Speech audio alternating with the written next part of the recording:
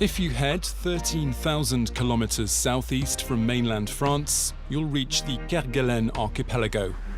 Located in the middle of the Indian Ocean near Antarctica, these rocky clusters are nicknamed the Desolation Islands. They're home to one of the biggest maritime nature reserves with a unique ecosystem.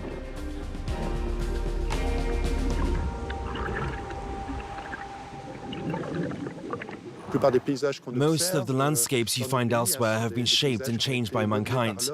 But what can still be seen in these subantarctic islands are original underwater landscapes. Through the mist, the archipelago appears deserted.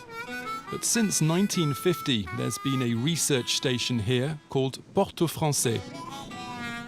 A group of scientists make up the small community and are the island's only residents.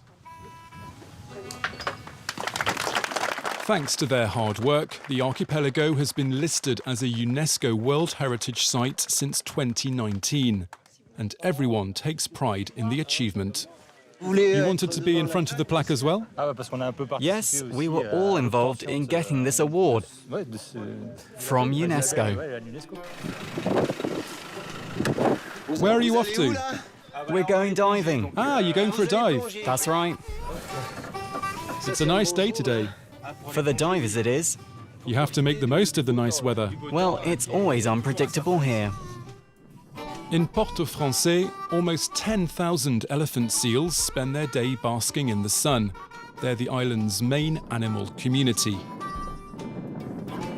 To reach their kit room, the divers have to step around the colony, but the seals never seem too bothered. Each underwater exploration requires some careful preparation. It's a bit heavy, so we're in a hurry to get where we're going, but we don't want to forget anything. Thomas Sauced has been running the Protecaire underwater observation program for a decade. Once a year, scientists slip on their wetsuits to observe, collect and map these deep waters. Below the surface, there's an underwater forest made up of large brown algae, which can grow as much as 30 centimetres a day. It's a really amazing environment. You feel like you're in the forest. Large algae can reach heights of 40 meters. They create a certain kind of habitat in which other species can thrive. These dives are exhausting for the scientists, and they shouldn't last longer than 45 minutes. The water's lovely. 5 degrees is great. Oof. We've got everything. It's always emotional to swim among these forests of macrocytis, to weave in and out of the algae with the shards of light coming down. There are loads of little isopods and crustaceans swimming around. It's magnificent.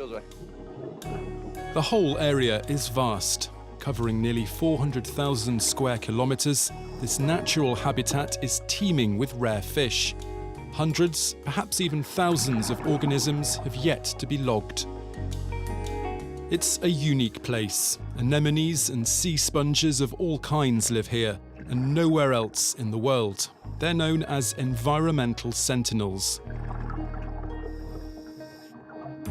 We have heat waves now in the summer when the water temperature rises to 10 or 11 degrees. Before, it never used to rise above 6. That can lead to the extinction of several species. There are huge amounts of things for the experts to study under these waters. Certain samples are allowed to be taken away for medical research.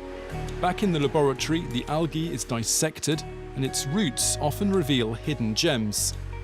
Since the start of this program, over 107 species have been identified.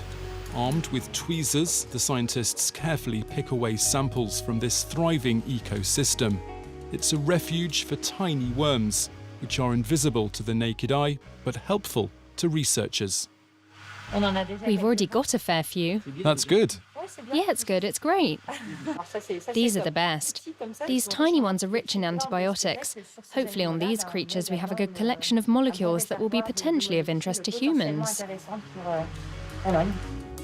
This tiny worm may well be used to find a new drug or treat a disease. What's for certain is that there are many species yet to discover in the cold waters of the Kerguelen Islands. It's a real natural treasure trove and an oasis of calm for the wildlife that lives here.